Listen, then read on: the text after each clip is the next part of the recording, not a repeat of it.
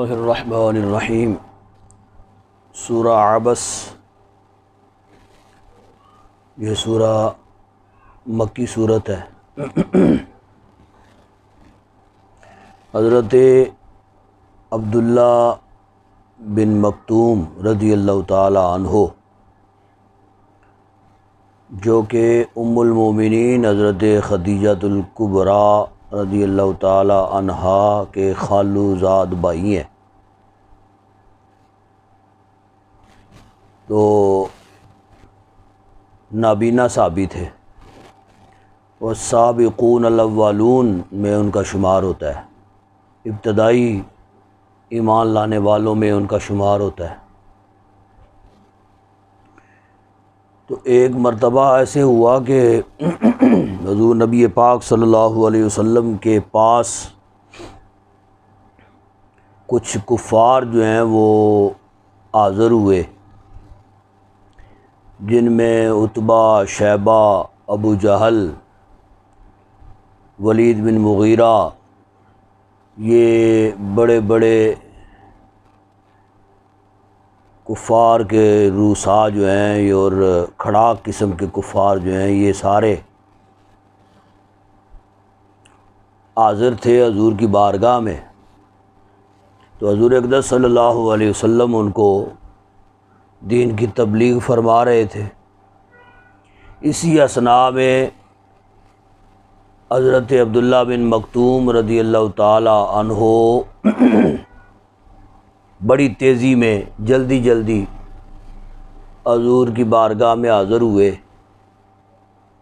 اب ان کو خبر نہ تھی کہ اندر کیا معاملات چل رہے ہیں، کون موجود ہے، نبی پاک صلی اللہ علیہ وسلم کون سی گفتگو میں مصروف ہیں، جی نوعیت اندر کی کیا ہے کیا نہیں ہے، ان کو خبر نہ تھی۔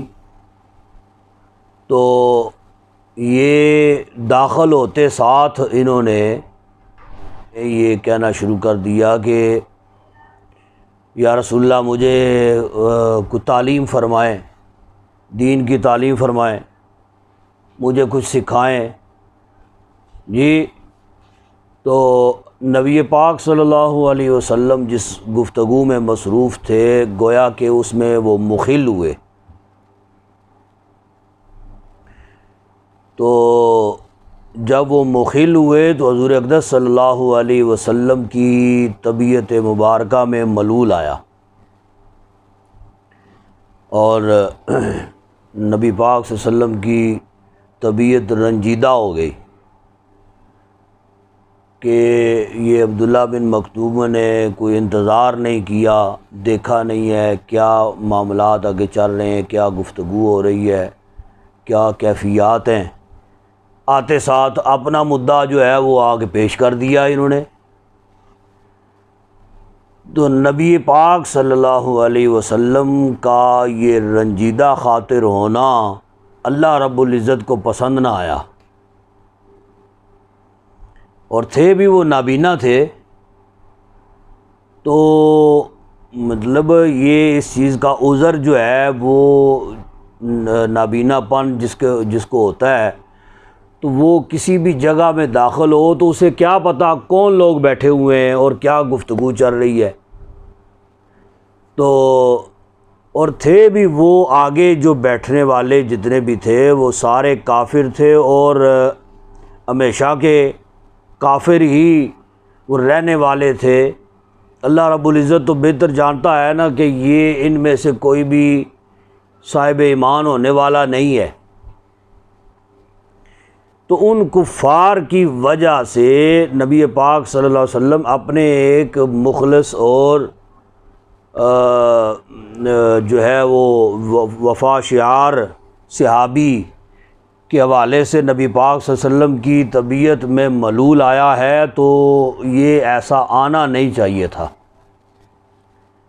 تو آگے بھی اگر کوئی صحابہ ہوتے تو پھر بھی تھا، پھر بھی تقاضا تو حضور اقدس صلی اللہ علیہ وسلم کی بارگاہ کا یہی ہے، ادب کا تقاضا یہی ہے کہ کوئی بھی آنے والا جب وہ آئے تو آ کے وہ بیٹھے، پہلے آ کے وہ انتظار کرے کہ حضور اقدس صلی اللہ علیہ وسلم اپنی گفتگو سے جب فارغ ہو جائیں تو پھر اس کے بعد وہ اپنی عرض معروض جو ہے نا وہ پیش کرے، یا حضور نبی پاک صلی اللہ علیہ وسلم خود اگر وہ فرمائیں کہ جو ہے وہ تم کس مقصد کے لیے آئے ہو، تم اپنا مدعا جو ہے وہ پیش کرو، تو پھر وہ پیش کرے، ادب کا تقاضا یہ ہے۔ لیکن وہ محض نابینا ہونے کی وجہ سے ان سے رہا نہ گیا اور انہوں نے آتے ساتھ جو ہے وہ اپنی بات جو ہے نا وہ کہہ دی۔ جب اپنی بات انہوں نے کہی تو اللہ رب العزت نے یہ ابتدائی آیات سورہ عبس کی جو ہے یہ اس حوالے سے نازل فرمائی۔ عبس وتولی، یعنی رنجیدہ ہوئے، وتولی اور منہ پھیر لیا۔ جب حضرت عبداللہ بن مکتوم نے آ کے اپنی بات حضور کے سامنے رکھی تو نبی پاک صلی اللہ علیہ وسلم ان سے رنجیدہ ہو گئے، جی یہ ہے رنجیدہ ہوئے اور منہ پھیر لیا، نبی پاک صلی اللہ علیہ وسلم نے ان کی طرف دھیان نہ دیا۔ تو اللہ رب العزت کو حضور کی یہ ادا پسند نہ آئی، ٹھیک ہے، تو اس مقصد کی خاطر اللہ رب العزت نے پھر ان پر حضور اقدس صلی اللہ علیہ وسلم پر عتاب فرمایا کہ ان جاءہ الاعمی، اس وجہ سے کہ ان کے پاس آیا ہے اعمی، ایک نابینا۔ انہوں نے یہ خیال نہ کیا کہ عبداللہ بن مکتوم جو ہیں وہ نابینا صحابی ہیں، جی تو ان کے پاس ایک نابینا آیا ہے تو وہ ان کے اس عذر کے پیش نظر جو ہے وہ کچھ لحاظ اور کچھ خیال کر لیتے۔ وما یدریک لعلہ یزکا، اور آپ کیا جانیں کہ لعلہ شاید کہ وہ یزکا پاکیزہ تر ہو جاتا، یعنی اگر آپ اس کی طرف متوجہ ہو جاتے اور اس کی بات آپ سنتے اور اس کی بات کے مطابق اس کے ساتھ معاملات جو ہے نا وہ فرماتے تو وہ اور زیادہ نکھر کے اس کی دل و دماغ میں آپ کی محبت جو ہے نا وہ اور زیادہ جاگزی ہو جاتی۔ او یذکر فتنفعہ الذکر، یا وہ یذکر غور کرتا، فتنفع تو نفع پہنچاتی اس کو، ذکرہ نصیحت۔ لیکن کیا ہوا، اما من استغنا، لیکن وہ جو پرواہ ہی نہیں کرتا، یعنی وہ جو کفار جو حضور کی بارگاہ میں بیٹھے ہوئے تھے، ابو جہل، عتبہ، شیبہ، ولید بن مغیرہ وغیرہ جو ان کی بارگاہ میں بیٹھے تھے، ان میں سے کوئی بھی اما من استغنا کہ وہ پرواہ ہی نہیں کرتا، وہ ان لوگوں کی وجہ سے جن کو پرواہ ہی نہیں ہے، جنہوں نے ایمان ہی قبول نہیں کرنا ہے۔ لیکن حضور اقدس صلی اللہ علیہ وسلم چونکہ تھے نا حریص علیکم، حریص تھے نا، آپ کو حرص تھا اس بات کا کہ شاید کہ ان میں سے کوئی ایمان لے آئے، جی اس وجہ سے حضور اقدس صلی اللہ علیہ وسلم اپنی ڈیوٹی جو ہے نا وہ سر انجام دے رہے تھے، تو مطلب دین کا کام اور دین کی تبلیغ جو ہے وہ ان تک پہنچا رہے تھے۔ تو آپ کو اسی وجہ سے پھر اللہ رب العزت نے پھر حریص علیکم کا لقب عطا فرمایا، تو فرمایا کہ جن کی وجہ سے آپ نے منہ پھیرا اپنے جانثار صحابی سے، ان کا حال یہ ہے کہ انہیں تو پرواہ ہی نہیں ہے، اما من استغنا، وہ جو پرواہ ہی نہیں کرتا، فانت لہ تصدی، آپ اس کی طرف توجہ کرتے ہیں، یعنی جس کو پرواہ ہی نہیں ہے اس کی طرف آپ توجہ کرتے ہیں اور اپنے جانثار صحابی کی طرف نہیں کرتے۔ وما علیک الا یزکا، اور نہیں ہے آپ پر کوئی ضرر نہیں ہے، اللہ یزکا، اگر وہ ستھرا نہ ہو، اگر وہ پاک نہ ہو، اگر وہ نہ سدھرے۔ یعنی حضور کو فرمایا گیا کہ وہ جتنے بھی کفار سامنے بیٹھے ہیں، اگر ان میں سے کوئی ایمان نہیں لاتا تو آپ پر اس کا کوئی ضرر نہیں ہے، کوئی نقصان نہیں ہوگا آپ کو، ٹھیک ہے، وہ اپنا ہی نقصان کریں گے، لہذا آپ پر ان کا کوئی ضرر نہیں ہے اگر وہ نہ سدھریں تو۔ وَأَمَّا مَنْ جَاءَكَ يَسْعَىٰ، اور جو آپ کے پاس آیا ہے، من جا کا، جو آپ کے پاس آیا، یسعیٰ، دوڑتا ہوا، یعنی حضرت عبداللہ بن مکتوم، جی، وَهُوَ یخشیٰ، اور وہ ڈر رہا تھا، وہ یخشیٰ، وہ ڈر بھی رہا ہے، یعنی اس کے دل میں اللہ کا خوف بھی ہے اور آپ کی بارگاہ کا ادب بھی ہے، یہ نہیں ہے کہ نہیں ہے، جی، لیکن چونکہ وہ نابینا ہے، اس کو عذر ہے، اس کو نظر نہیں آتا، تو وہ اگر آگے اس کو خبر ہی نہیں ہے کہ آگے کون بیٹھے ہوئے ہیں، تو اس نے اپنا مدعا پیش کر دیا ہے، تو پھر اس میں کوئی حرج نہیں ہے۔ فَأَنْتَ لَهُ تَلَهَّىٰ، تو آپ اس سے تلہا، بے رخی کرتے ہیں، جی، اگر وہ آپ کے پاس آ گیا ہے، دوڑتے ہوئے آیا ہے اور بڑی چاہت سے آیا ہے اور کچھ حاصل کرنے کے لیے آپ کے پاس آیا ہے اور اس کے دل میں اللہ کا خوف بھی ہے، تو آپ اس سے بے رخی کریں تو یہ درست نہیں ہے۔ کلا انہا تذکرہ، ایسا نہیں ہونا چاہیے، انہا تذکرہ، یہ تو ایک نصیحت ہے۔ فمن شاء ذکرہ، سو جس کا جی چاہے اس کو قبول کرے، فی صحف مکرمہ، یعنی آپ پند و نصیحت کرتے ہیں لوگوں کو، اب اس کے اختیار میں ہے کوئی اس کو قبول کرے یا نہ کرے۔ فی صحف مکرمہ، ایسے ہی لکھا ہوا ہے صحیفوں میں، جی، ایسے ہی مکرمہ صحیفوں میں، جو کہ معزز صحیفے ہیں ان میں ہے، مرفوعات، جو بلند مرتبہ ہیں، مطہرہ، پاکیزہ ہیں، بِأَيْدِي سَفَرَہ، جو کہ کاتبوں کے ہاتھوں سے لکھے ہیں۔ سافرہ کہتے ہیں کتابت کرنے والا، کاتب، جی، جو کاتبوں کے ہاتھوں سے لکھے ہیں، کرام بارارہ، جو بڑے ہی کرام، بڑے بزرگ ہیں، بارارہ، نیکوکار ہیں۔ قُتِلَ الْإِنسَانُ مَا أَكْفَرَہ، جی، تو یہ قُتِلَ کا معنی یہاں پہ غارت، تباہ کرنا ہے، تباہ و برباد ہو یا غارت ہو، یعنی غارت ہو انسان، ما اکفرا، کہ کتنا وہ نافرمان، احسان فراموش ہو گیا ہے، ٹھیک ہے، یعنی اس سے سارے انسان مراد نہیں ہے، یعنی کفار جو ہیں، اس انسان سے مراد کفار، یعنی غارت ہو کافر کہ وہ کتنا احسان فراموش ہو گیا ہے۔ من ای شیء خلقہ، کس چیز سے خلقہ، اس کو پیدا کیا، من نطفہ، ایک بوند سے، خلقہ، اسے پیدا کیا ہے، فقدرہ، ایک اندازے سے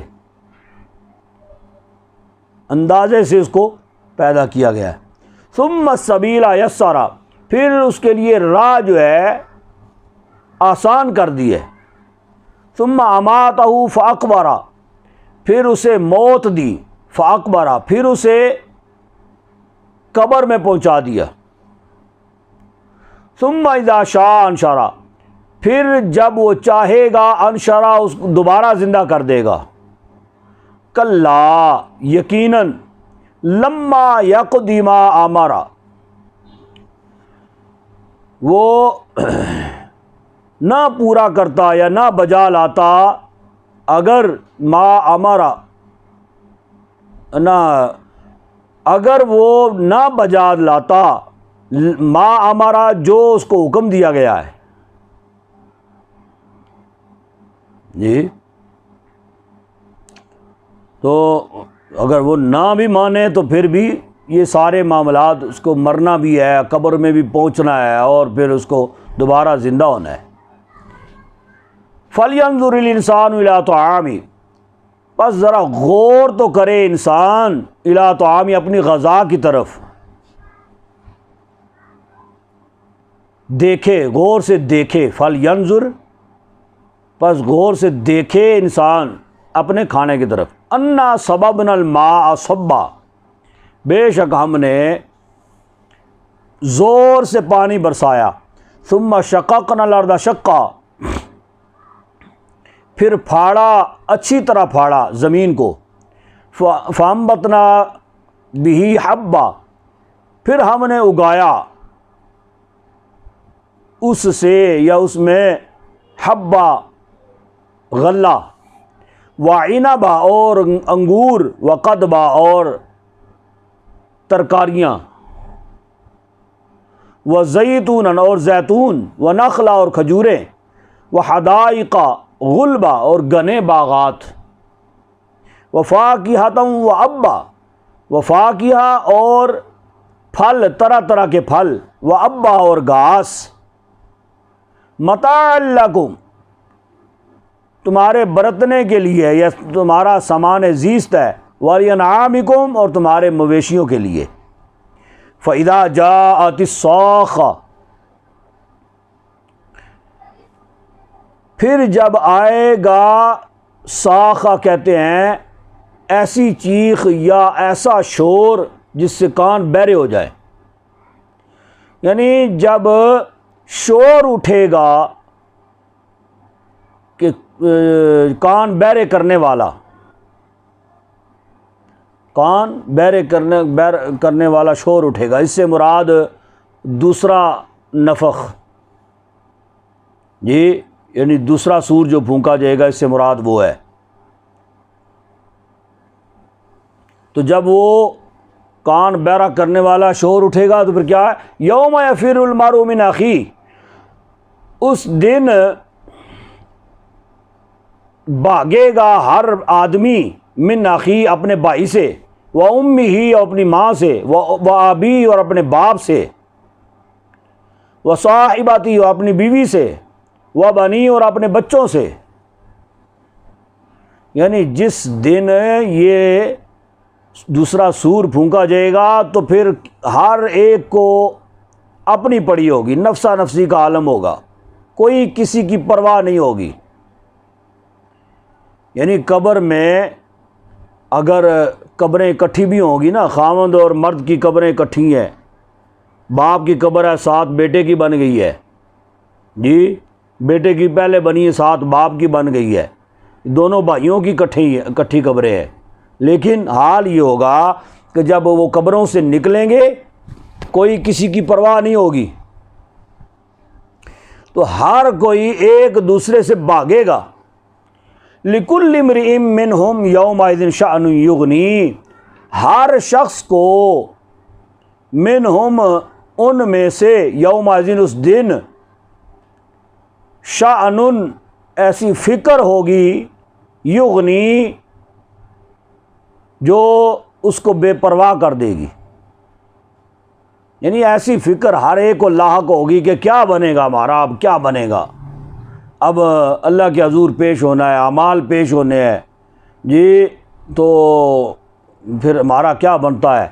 ہر ایک کو اپنی اپنی فکر ہوگی، تو وہ اس کو دوسروں سے بے پرواہ کر دے گی، اپنی ماں سے، اپنے باپ سے، اپنے بھائیوں سے، اپنے بچوں سے، سب سے بے پرواہ کر دے گی. وجوہ یومئذ مسفرہ، کتنے ہی چہرے ہوں گے، وجوہ کتنے چہرے ہوں گے، یومئذ اس دن، مسفرہ جو چمک رہے ہوں گے، ضاحکۃ ہنستے ہوں گے، مستبشرہ خوش و خرم ہوں گے، ووجوہ یومئذ اور کتنے ہی چہرے ہوں گے اس دن، علیہا کہ ان پر غبارہ غبار ہوگا، غبار آلود ہوں گے وہ چہرے، ترہقوا قطرہ، ان پر کالک لگی ہوگی، کالک سے مراد سیاہی لگی ہوگی ان کے چہروں پر، اولئک هم الکفرۃ الفجرہ، یہی وہ کافر ہوں گے، کافر اور فاجر ہوں گے. ٹھیک ہے. سورۃ التکویر، یہ سورہ جو ہے یہ بھی مکہ المکرمہ میں ابتدائی دور میں نازل ہوئی ہے. اذا الشمس کورت، جب سورج لپیٹ دیا جائے گا، وَإِذَا النُّجُومُ انْكَدَرَتْ، اور جب ستارے بکھر جائیں گے، وَإِذَا الْجِبَالُ سُيِّرَتْ، اور جب پہاڑوں کو اکھیڑ دیا جائے گا، وَإِذَا الْعِشَارُ عُطِّلَتْ، اور جب گابن اونٹنیاں، گابن اونٹنی وہ ہوتی ہے حاملہ اونٹنی جو 10 ماہ کی جو اونٹنی ہوتی ہے نا، تو جب 10واں مہینہ اس کو لگ جاتا ہے نا، تو پھر اس کا مالک جو ہے اس کو بڑی فکر لاحق ہوتی ہے کہ بس اللہ کرے تو اب یہ بچہ جو ہے نا یہ جنے، خیر و عافیت سے جنے. اس کی بڑی دیکھ بھال کی جاتی ہے، بڑی خدمت خاطر اس کی جاتی ہے.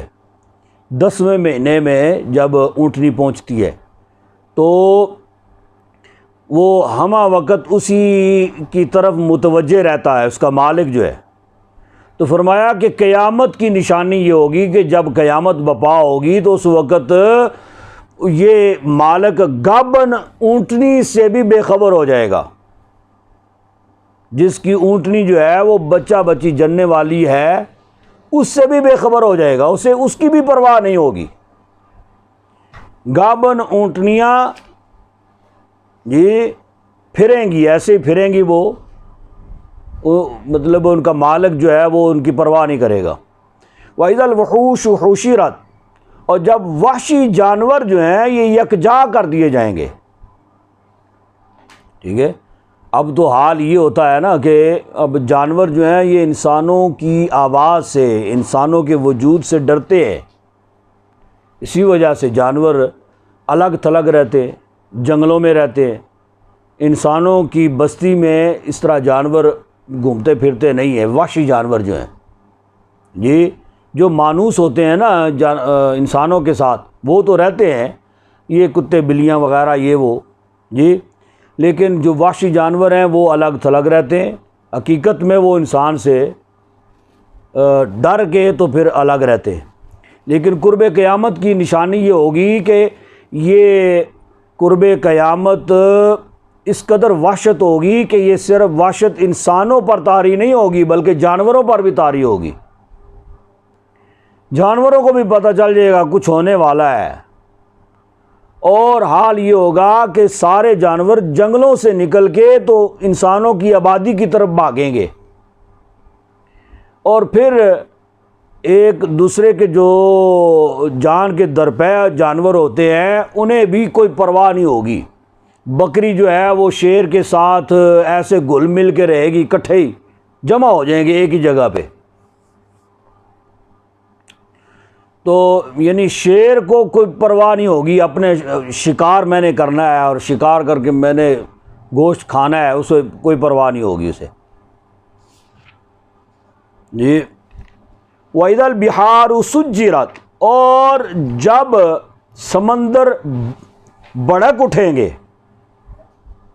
یہ بھڑکنے سے مراد کیا ہے؟ آگ بھڑکتی ہے نا، سمندر کیسے بھڑکیں گے جی؟ سجرت بھڑکیں گے، بھڑکا دیے جائیں گے یہ سمندر.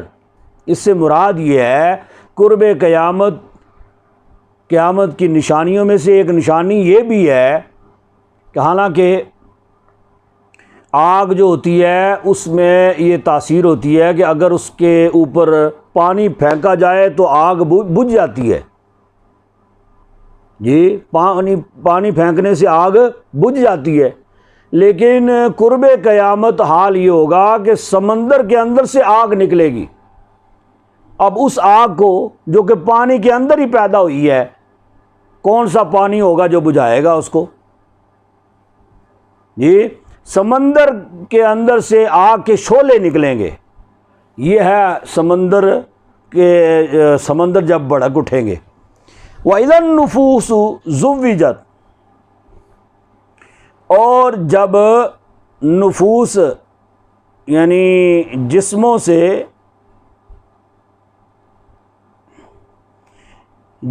زوِّجَت یعنی جب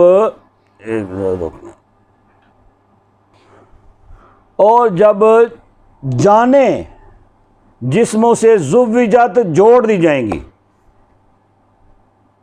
یعنی جو ہے اپنا جب قبروں سے اٹھایا جائے گا تو روحیں لوٹائی جائیں گی نا انسانوں کے جسموں میں، جان جو ہے اس کی لوٹائی جائے گی جسم میں، تو جسموں میں جوڑ دی جائیں گی جانیں۔ وَإِذَا الْمَوْءُودَةُ سُئِلَتْ، اور جب زندہ درگور کی ہوئی بچی جو ہے سئلت، اس سے پوچھا جائے گا، زندہ درگور کی ہوئی بچی سے سوال کیا جائے گا، پوچھا جائے گا تمہیں کس نے زندہ درگور کیا، کس وجہ سے کیا، کس پاداش میں اس نے تمہیں زندہ درگور کیا، ٹھیک ہے، تو اس سے بھی پوچھا جائے گا۔ یہ در حقیقت زمانہ جاہلیت میں یہ کبھی کھیل جو ہے اور سنگ دلانہ کھیل یہ کھیلا جاتا تھا کہ بچیوں کو زندہ درگور کیا جاتا تھا۔ تو در حقیقت یہ سب سے پہلے اس کا آغاز جو ہے یہ غیر انسانی رسومات جو ہیں ان کا آغاز یہ کب سے ہوا کہ ایک دفعہ ربیہ قبیلہ جو تھا، ربیہ قبیلہ کی ایک لڑکی کو ان کے دشمنوں نے رات کے وقت میں آ کے نا تو لڑکی کو اٹھا کے وہ لے گئے۔ ان کا دشمن کو قبیلہ تھا تو وہ آئے رات کی گھڑی میں، ایک جوان سالہ لڑکی، بڑی خوبصورت لڑکی، اس کو اٹھا کے لے گئے۔ اور بعد میں پھر جب پنچایت وغیرہ بیٹھی اور دونوں قبیلوں کے لوگ بیٹھے تو بات چیت کے ذریعہ سے یہ معاملات جو ہیں نا وہ انہوں نے سلجھائے۔ اب معاملہ یہ درپیش ہوا کہ وہ جو لڑکی اٹھا کے لے کے گئے ہیں جی وہ اب باپ کی طرف جائے گی یا انہی کی طرف رہے گی جو اٹھا کے لے کے گئے جی۔ تو وہ بڑا جو ہے نا قبیلہ امیر کبیر قبیلہ تھا، وہ انہوں نے کہا کہ جی لڑکی پر یہ بات چھوڑتے ہیں اور اس کو اختیار دیتے ہیں کہ وہ باپ کی طرف جانا چاہتی ہے یا ادھر ہی رہنا چاہتی ہے۔ تو جب انہوں نے لڑکی سے پوچھا، وہ لے جانے والے جو ہیں انہوں نے کوئی خدمت خاطر جو ہے نا وہ ایسی کی اس لڑکی کی جی، کوئی دیکھ بھال اچھی کی، خدمت خاطر اچھی کی، تو اس کے ساتھ برتاؤ اچھا کیا۔ اس بنا پہ لڑکی نے یہ فیصلہ کر لیا، اس نے کہا کہ میں انہی کے پاس جانا چاہتی ہوں جو مجھے اٹھا کے لے کے گئے ہیں، اپنے باپ کی طرف میں نہیں جانا چاہتی۔ جب یہ معاملہ ہوا تو ربیہ قبیلے کے سردار نے یہ فیصلہ کر لیا کہ ہمارے قبیلے کے اندر جتنی بھی لڑکیاں ہیں ان لڑکیوں کو زندہ درگور کر دیا جائے، کہ یہ ندامت اور شرمندگی کا باعث ہیں کہ باپ جس نے ان کو پیدا کیا اور ان کو پالا یہ ان کی عزت اور احترام کا بھی انہوں نے پاس نہیں رکھا اس لڑکی نے۔ اگر اس نے یہ عمل کیا ہے تو بعد والی لڑکیوں نے بھی ان سے بھی کوئی توقع نہیں ہے، کوئی کسی کے ساتھ بھاگ جائے گی، کوئی کسی کے ساتھ بھاگ جائے گی، لہذا جو ہے وہ زندہ درگور کر دیا جائے لڑکیوں کو۔ انہوں نے زندہ درگور کرنا شروع کر دیا۔ پھر حال یہ تھا کہ جو نئی پیدا ہونے والی بچی ہوا کرتی تھی اس کو بھی وہ زندہ درگور کر دیتے۔ دیکھا دیکھی ان کے ارد گرد کے ان کے قرب و جوار میں جو قبائل تھے انہوں نے بھی ایسا کرنا شروع کر دیا۔ اس طریقے سے پھر یہ عمل شروع ہو گیا اور اس کے بعد یہ ہے کہ وہ لوگ چونکہ بڑے سردار قسم کے لوگ تھے نا، تو وہ اتک سمجھتے تھے اپنی کہ ہمارا کوئی داماد ہو،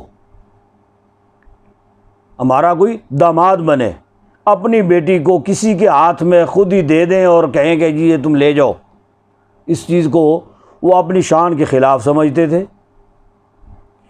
اسی بنا پہ انہوں نے زندہ درگور کرنا شروع کر دیا، ٹھیک ہے، یہ ابتدا تھی اس چیز کی۔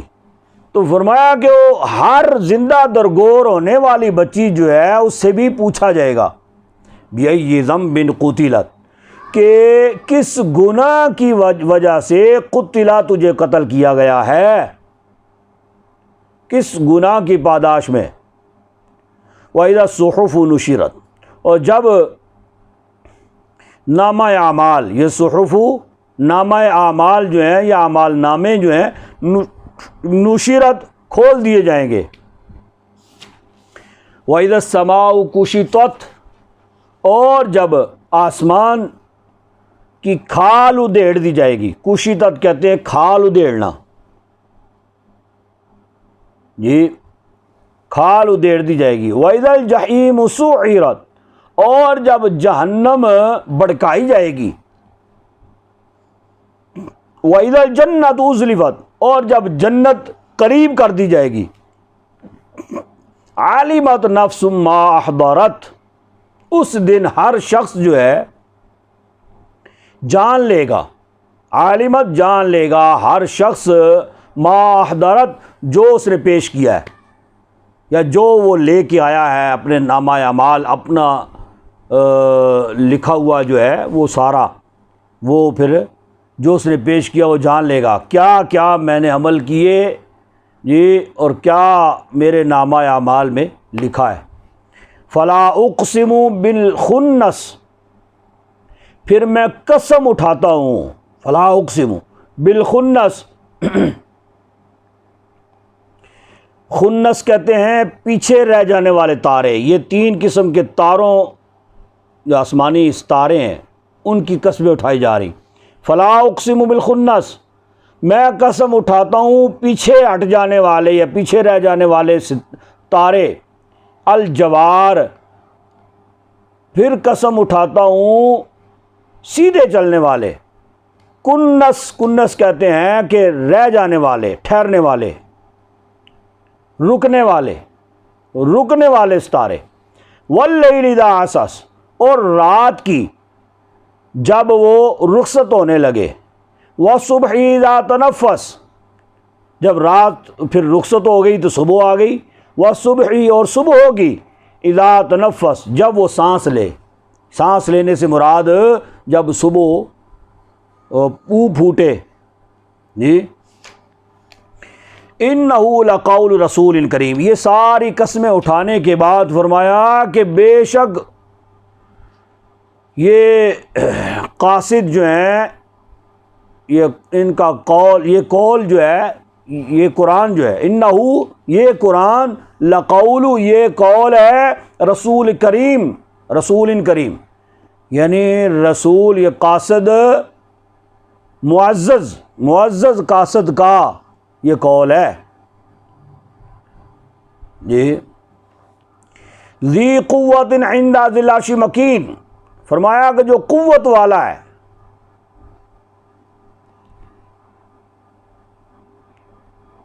یہ قول ہے، یعنی اس سے مراد جبریل امی، یہ قاصد، یہ رسول سے مراد قاصد، ٹھیک ہے، یہ قاصد جو ہے یہ معزز قاصد کا قول ہے، یہ قرآن پاک جو ہے، ٹھیک ہے۔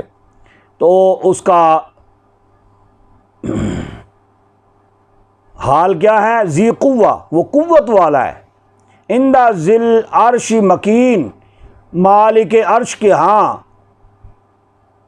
جی عزت والا ہے، مطاعن، سردار، ثم امین، اور وہ وہاں کا امین ہے، یہ جبریل امی۔ وما صاحبکم بمجنون، اور تمہارا یہ ساتھی کوئی مجنون تو نہیں ہے، تمہارا یہ ساتھی بمجنون، مجنون نہیں ہے۔ یعنی ایک تو پیچھے تعارف کروایا گیا جبریل امی کا، اور پھر فرمایا کہ یہ حضور اقدس صلی اللہ علیہ وسلم جو کہ تمہارے پاس ادھر رہے، اعلان نبوت سے پہلے کا 40 سال کا عرصہ جو ہے یہ تمہارے اندر گزرا، اور ان کا صبح و شام، شب و روز، ان کی ہر گھڑی، ہر پل جو ہے وہ تمہارے اندر گزرا ہے۔ اس وقت تم ان کی صداقت، ان کی امانت کے جو ہے وہ معترف تھے، جی اس وقت تم کہتے تھے کہ یہ تو بڑا صادق و امین ہے، یہ سچا ہے، کبھی جھوٹ نہیں بولتا، یہ امین ہے، امانت میں خیانت نہیں کرتا۔ اور اپنی تم امانتیں، وہ کفار سارے جو تھے وہ اپنی امانتیں حضور اقدس صلی اللہ علیہ وسلم کے پاس رکھا کرتے تھے کہ یہ امانت میں کبھی خیانت نہیں کرتا۔ فرمایا کہ پھر تم نے اس کو مجنون کہنا شروع کر دیا، یہ تو بہت بڑا تم الزام حضور اقدس صلی اللہ علیہ وسلم کی بارگاہ میں حضور کو لگاتے ہو، تمہارا یہ ساتھی کوئی مجنون نہیں ہے۔ وَلَقَدْ رَآهُ بِالْأُفُقِ الْمُبِينِ، اور بلا شبہ اس نے دیکھا ہے اس کو، یعنی یہ حضور اقدس صلی اللہ علیہ وسلم انہوں نے تو اس قاصد کو بھی دیکھا ہے، اس فرشتے کو بھی دیکھا ہے جس کو جبریل امی کہا جاتا ہے۔ کہاں پہ؟ بالافق المبین، جی روشن، مبین روشن، افق اور روشن کنارے پہ، روشن کنارے پر دیکھا ہے جی۔ تو انہوں نے دن دہاڑے جبریل امی کو، دن دہاڑے انہوں نے جبریل امی کو اصل شکل میں دیکھا ہے۔ وما هو علی الغیب بضنین، اور یہ نبی غیب بتانے میں بخیل نہیں ہے، ٹھیک ہے، جو اللہ رب العزت نے ان کو علم دیا یہ اس میں بھی بخل نہیں کرتے۔ یہ نہیں ہے کہ کچھ بتا دیا اور کچھ اپنے پاس رکھ لیا، کچھ سے خبردار کر دیا، آگاہ کر دیا اور کچھ سے نہ کیا، ایسا نہیں۔ وما ہوا بقول الشیطان الرجیم، اور یہ قرآن جو ہے یہ شیطان مردود کا قول نہیں ہے۔ فَأَيْنَ تَذْهَبُونَ، تم کدھر چلے جا رہے ہو، کدھر منہ اٹھائے جا رہے ہو؟ ان ہوا الا ذکر للعالمین، نہیں ہے یہ مگر نصیحت اہل جہان کے لیے۔ لمن شاء منکم ان یستقیم، لیکن وہ نصیحت جو ہے وہ ہدایت وہی پاتا ہے تم میں سے، ان یستقیم، جو سیدھی راہ چلنا چاہے۔ وما تشاؤون، اور تم نہیں چاہ سکتے، الا بجز ان یشاء اللہ رب العالمین، اس کے جو اللہ چاہے، جو رب العالمین ہے، ٹھیک ہے جی۔ سورۃ الانفطار، یہ سورہ بھی مکی ہے اور یہ بھی ابتدائی دور میں نازل ہوئی ہے۔ انفطرت، جب آسمان پھٹ جائے گا، وَإِذَا الْكَوَاكِبُ انتَثَرَتْ، اور جب ستارے بکھر جائیں گے، وَإِذَا الْبِحَارُ فُجِّرَتْ، اور جب سمندر بہنے لگیں گے، وَإِذَا الْقُبُورُ بُعْثِرَتْ، اور جب قبریں، یہ قبریں پھاڑ دی جائیں گی یا زیر و زبر کر دی جائیں گی، یہ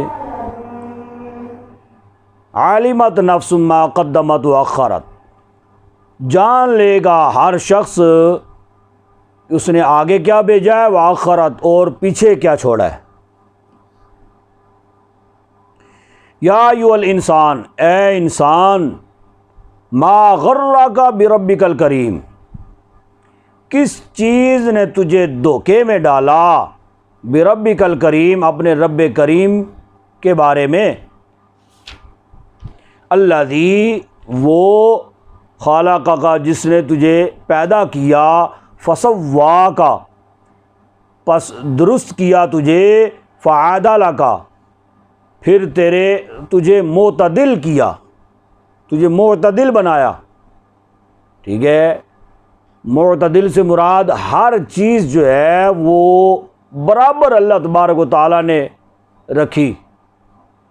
ٹھیک ہے، یعنی عام انسانوں میں جو جتنے اعضاء انسان کے جو ہیں وہ معمولی سے فرق سے، کسی کا کچھ ناک بڑا ہے، کسی کا چھوٹا ہے، کسی کے کان تھوڑے سے بڑے ہیں، کسی کے چھوٹے ہیں، معمولی سے فرق، جی اس کو کہتے ہیں اعتدال. لیکن ایسا نہیں ہے کہ ناک اتنا لٹک گیا ہے تو جناب پاؤں کے ساتھ لگ رہا ہے اپنی ناک. جی آنکھوں کے ڈیلے جو ہیں وہ باہر نکل کے تو جناب لٹک رہے ہیں، ایسے نہیں، معتدل اللہ رب العزت نے سب کو بنایا. فی ای صورت ما شاء رکبک، فی ای، جس شکل میں چاہا، جس صورت میں چاہا، رکبک، تجھے ترتیب دیا. کلا، یہ سچ ہے، بل تکذبون بالدین، بلکہ تم جھٹلاتے ہو روز جزا کو. وَإِنَّ عَلَيْكُمْ لَحَافِظِينَ، حالانکہ تم پر لحافظین، نگران فرشتے ہیں. یہ یعنی تمہیں خبر ہونی چاہیے، پتہ ہونا چاہیے کہ اللہ رب العزت نے تمہاری حفاظت کے لیے فرشتے مقرر کیے ہوئے ہیں جو ہمہ وقت تمہارے ساتھ ساتھ رہتے. کرامن کاتبین، جن کو کرامن کاتبین کہا جاتا ہے. یہ ایک دائیں طرف، ایک بائیں طرف. یہ کرامن جو معزز ہیں، کاتبین لکھنے والے ہیں، ان کو کرامن کاتبین کہا جاتا ہے، معزز لکھنے والے. یعلمون ما تفعلون، جانتے ہیں جو تم کرتے ہو. جو رہتے ہی ساتھ ہیں، نظر نہیں آتے نا، لیکن ہوتے ساتھ ساتھ ہیں. جی جدھر بھی تم جاؤ وہ تمہارے ساتھ ہیں، جو بھی عمل کرو انہیں خبر ہے، اور ان کا کام ہے لکھنا، انہوں نے لکھ دینا ہے.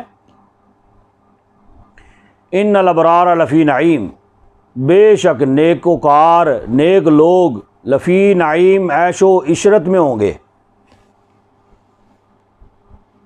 وَإِنَّ الْفُجَّارَ لَفِي جَحِيمٍ، اور یقیناً بدکار جہنم میں ہوں گے. یصلونہا یوم الدین، داخل ہوں گے اس میں قیامت کے روز، یعنی اس میں جہنم میں قیامت کے روز. وَمَا هُمْ عَنْهَا بِغَائِبِينَ، اور وہ اس سے غائب نہ ہو سکیں گے. وَمَا أَدْرَاكَ مَا يَوْمُ الدِّينِ، اور آپ کو کیا علم کہ روز جزا کیا ہے. ثُمَّ مَا أَدْرَاكَ مَا يَوْمُ الدِّينِ، پھر تمہیں کیا معلوم، کیا تمہیں علم کہ روز جزا کیا ہے. یوم لا تملک نفس لنفس شیئا، جس روز نہیں کوئی ملامت کر سکے گا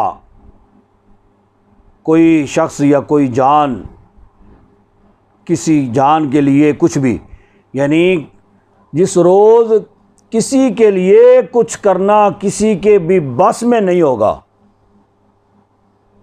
والامر یومئذ للہ، سارا حکم اس دن اللہ کا ہوگا. وما علینا